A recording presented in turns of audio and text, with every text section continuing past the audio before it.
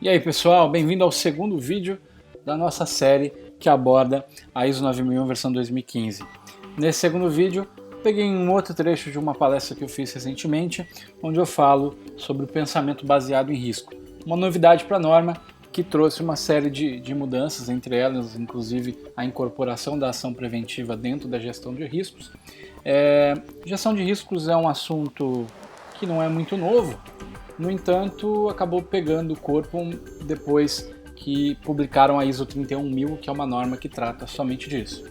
A própria ISO 9001, ou seja, o próprio comitê da ISO 9001, e na norma isso está muito claro, diz que você não é obrigado a buscar a referência da ISO 31000 para tratar a gestão de riscos dentro da norma ISO 9001.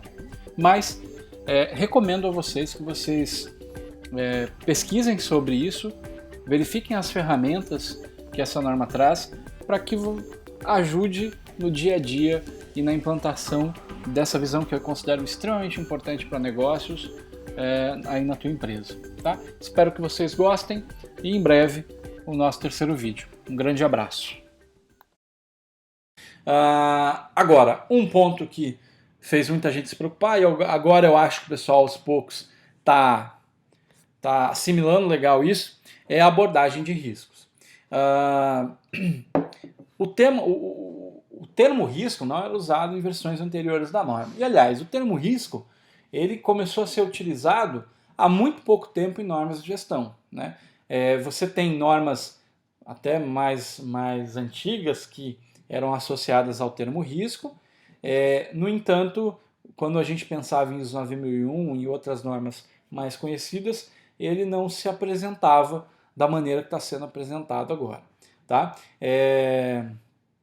A gente tem uma norma associada ao risco, mas a própria norma ISO 9001 já citou que a gente não precisa utilizá-la, né? Ela não é uma norma obrigatória, mas ela é uma das normas ISO, aliás, existem várias normas ISO que apoiam, as normas do grupo 10.000, elas apoiam uma série de atividades que existem na ISO 9001. Então até convido vocês, dentro da pesquisa de vocês, dentro do estudo de vocês, a acessarem essas normas também, porque são normas que trazem, embora não são auditáveis e tudo mais, elas trazem informações interessantes e trazem abordagens que são muito práticas e sistêmicas que você pode implantar em menor ou maior grau dentro do sistema de gestão. Tá? Dentro da ISO 9001, a ISO fala: a abordagem de riscos e oportunidades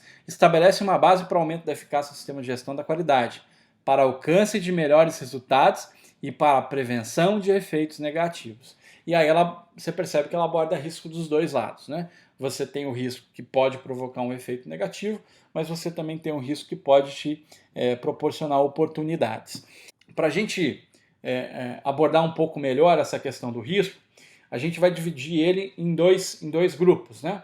Contexto externo e contexto interno. Tá? Isso aqui já não tem muito na norma, não. Tá? Isso aqui já é só um slide para ajudar a gente a entender um pouquinho mais da questão dos riscos. Basicamente é o seguinte: tua empresa está em um determinado ambiente de negócios. Né? Ela sofre influência tanto externa quanto interna. Então é natural que você tenha riscos tanto externos quanto internos. Dentro dos riscos que a gente considera externos, a gente pode citar ambientes culturais, social, político, legal, regulatório, financeiro, tecnológico e todos os outros que vocês estão vendo aí. Tá? Não precisa dizer nada, né? A gente está vivendo aqui no Brasil um momento em que economicamente e politicamente as coisas estão um pouco confusas. Né? Alguns estão um pouco mais pessimistas, outros um pouco mais otimistas com tudo que vai, mas independente disso, todo mundo tem a conclusão de que está meio bagunçada a coisa. Né? E é natural que isso impacte a vida da gente e a vida da empresa onde você está. Né? Recebi alguns e-mails de gente, olha, não estou mais trabalhando, acabei saindo da empresa onde eu estava, tal, obrigado aí pela informação, enfim, mas é um pouco dos efeitos que a gente vai tendo. Isso é um risco, né?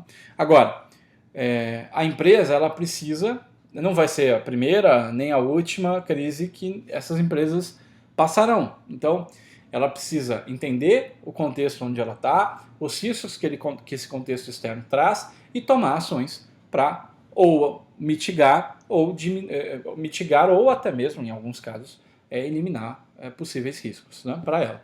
Ela precisa perpetuar. Lembra lá do Nigel Crofts falando, olha, a empresa ela precisa entender que os resultados vêm a longo prazo, então isso faz parte, né? Ninguém tem 90, 100 anos de idade de empresa aí e tá, sabe, não fez nada para chegar a isso. Muito trabalho foi feito, muita coisa, muito se pensou, muito se planejou ao longo de todo esse tempo de empresas que são mais duradouras que a gente conhece.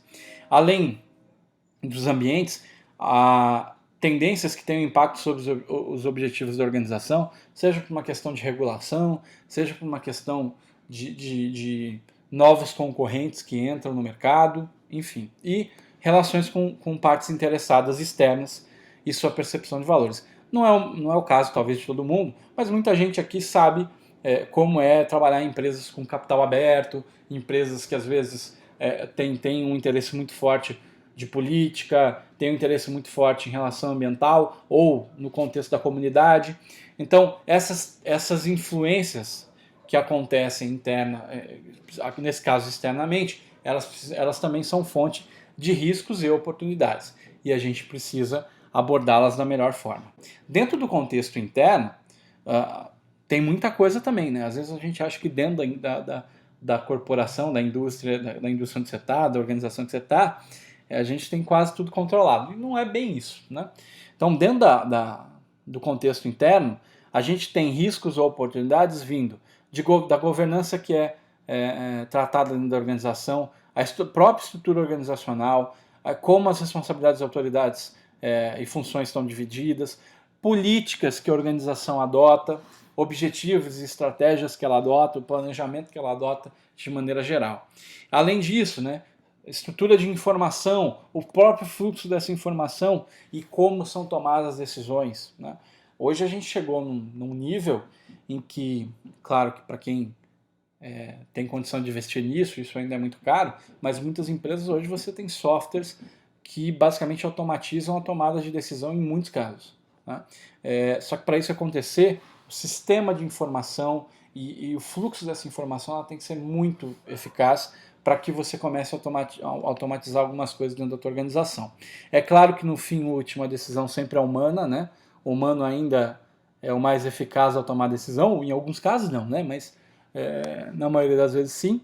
Mas hoje a gente tem um contexto de tecnologia que pode colaborar muito, inclusive com a gente aqui que briga por processos melhores, por mais qualidade, por atender o que o cliente quer, enfim. Então, acho que isso colabora muito. Se você não tem isso, se você ainda está usando muita planilha, muito documento, muito Word, muito papel na tua organização, fica de anteninha aí, porque isso rapidamente está se extinguindo e isso deixa a tua empresa, obviamente, um pouco mais lenta do que o necessário, tá? A própria cultura da organização, seja pela imposição dos líderes, seja, né, ou pela admiração de alguns líderes, né? A cultura interfere muito no que a empresa é, em como ela vai tratar diversas coisas e como a forma e a extensão das relações contratuais que eu tenho, não só com os meus colaboradores, mas com os meus clientes, com os meus fornecedores, enfim. Então isso tudo pode ter impacto dentro da tua organização.